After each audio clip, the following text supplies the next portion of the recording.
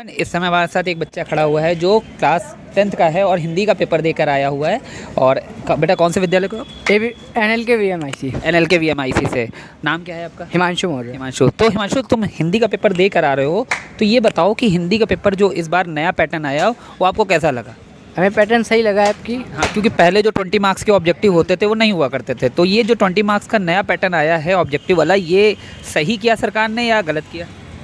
हमारे हिसाब से सही किया है सर। सही किया है। तो और ओवरऑल पेपर जो था आपका, आपने दिया तो NCERT से जो आपने क्वेश्चन बैंक या आपके टीचर ने पढ़ाया है वहीं से था या बाहर से था? जो पढ़ाया है वो भी था और जो NCERT से भी थोड़े बहुत थे, क्वेश्चन बैंक से भी थे। क्वेश्चन बैंक से भी थे। तो आपको पूरे पेपर में ओवरऑल कौन सा सेक्शन ज़्यादा ईजी लगा और कौन सा सेक्शन ज़्यादा टफ लगा?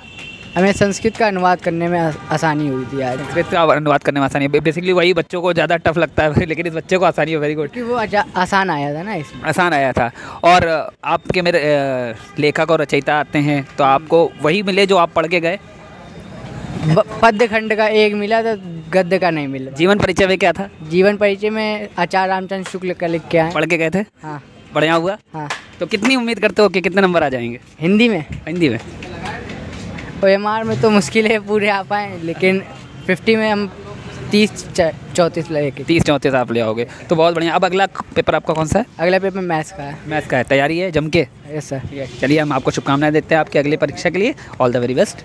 हम एक बच्चे के साथ खड़े हुए हैं यहाँ पर। इस बच्चे का अभी पेपर हो रहा है। बेटा कौन सा पेपर था आज आपका? हिंदी का। हिंदी का। आपका शुभ नाम? आदित्य।